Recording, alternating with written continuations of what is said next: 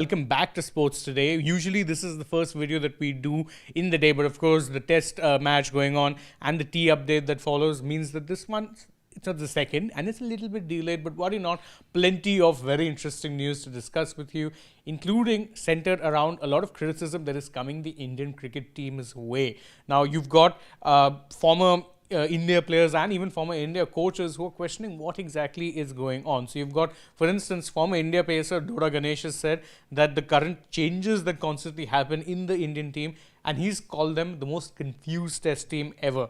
This is what he put out in a post on X, and I'm reading it out. It says, Washington Sundar, after playing 2 quality innings in the last test at number 3, inexplicably gets demoted to number 8 in the very next test. Never seen a more confused Indian test team ever. Yikes, tell us how you really feel. And to make things worse, this criticism has also been doubled down on by former India coach and captain Ravi Shastri, who said that their batting approach made absolutely no sense whatsoever. And it's not just the batting approach, it's even the tactics when it comes to the team changes and everything that have made no sense. Now, you remember, of course, that Shastri as a coach has been under scrutiny, ironically, from the likes of Gambhir in the past, when Shastri was the coach and Gambhir was the television analyst. Roles are reversed. It's very interesting to see the criticism that's coming in, but you also have to remember that Shastri and Kohli had a very clear-cut template and an approach to test match cricket. They needed bowlers first, as opposed to the current team that prefers bits and pieces all-rounders to actual specialists. So I'd say the criticism that is coming in from Shastri is not only valid but also consistent with how it is that he coached the side. In fact, another person who's being brought back into the news cycle due to all the muddle changes that are taking place in the team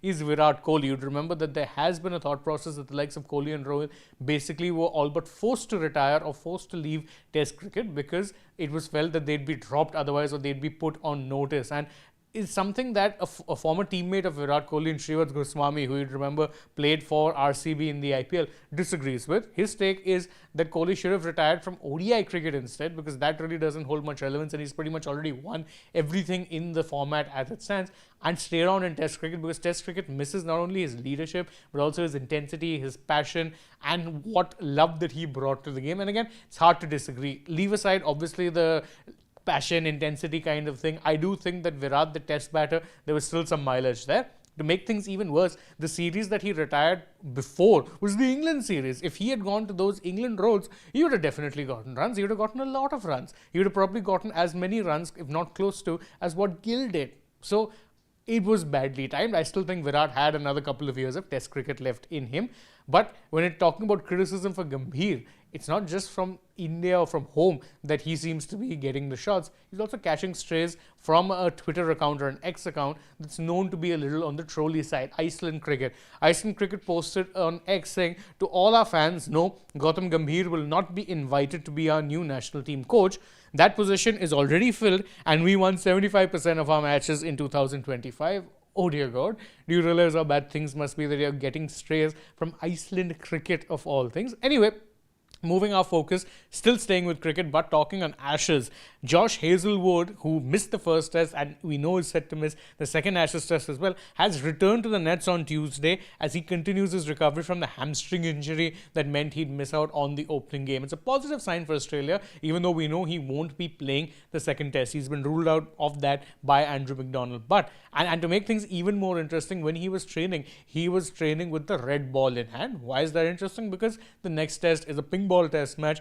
And just to give you an indication of how far along both him and Cummins are, Cummins, when he hit the nets, was bowling with a pink ball. So they are potentially thinking of taking a gamble, and that call, as McDonald said, is going to be made very late. For Hazlewood, he was bowling with the red ball, so it was more a case of getting his body up to speed rather than preparing him for the next test. He's not playing in Brisbane. He will potentially be available for the third test onwards. But now, switching our focus from the world of cricket to the world of football, and Everton beat Manchester United 1-0 at Old Trafford in a Premier League game that they ended up winning despite the fact that Everton were reduced to 10 men because 2 of their players in Idrissa Gueye and Michael Keane ended up getting into such a heated argument that Keane first pushed Gueye. Gueye then ended up slapping Keane and therefore ended up getting sent off. This is the first time in Premier League history, or the first time in over 17 years, that a red card has been issued for 2 teammates fighting each other. Despite that, Everton beat United 1-0. Eesh.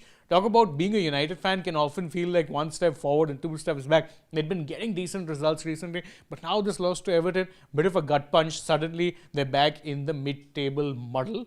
And to make things worse, they lost to a team that ended up being reduced to 10 men. That makes it even much worse. Obviously, there's also a big game coming up tonight. There's Champions League and there's plenty of big games. The biggest one that most people are looking forward to, Chelsea versus Barcelona. And current Barca manager Hansi Flick has said that Marcus Rashford, who is, by the way, there on loan from Manchester United, is enjoying himself over there and has benefited from a change of scenery, including the sunny skies in Spain. Now, this can be seen as a little bit of an interesting dig, considering Manchester is renowned for being wet, damp, and more often than not very cold, whereas Barcelona, well, Mediterranean city, very sunny. It's always been a great place to live in that regard. I don't know whether this is actually benefiting Rashford or it's simply a case of being away from a team and being in a team where he's actually wanted, but you do you, Hansi Flick. And more football-related news, but this time from India. The AIFF, or the All India Football Federation, has formally adopted the contentious Article 25.3 of its constitution and as approved by the Supreme Court of India with an overwhelming majority in a special general meeting that was held on Monday. What this means is that the Constitution too has now been ratified. Finally, a process that started in 2017 of giving the AIFF a constitution that's in line with not only FIFA and AFC guidelines but also the guidelines of the National Sports Code has been implemented. What this means for the future of Indian football as a whole in terms of getting the league system started and everything, that remains to be seen as of now.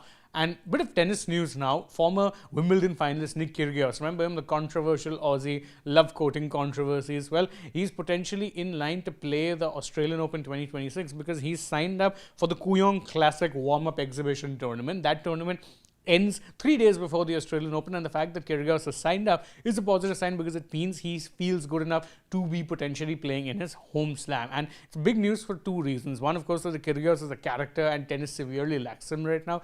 The second is that Kyrgios for the past 2 years has been afflicted by a number of injuries and has only played, I think, 5 singles matches in that point in time. So hardly ideal.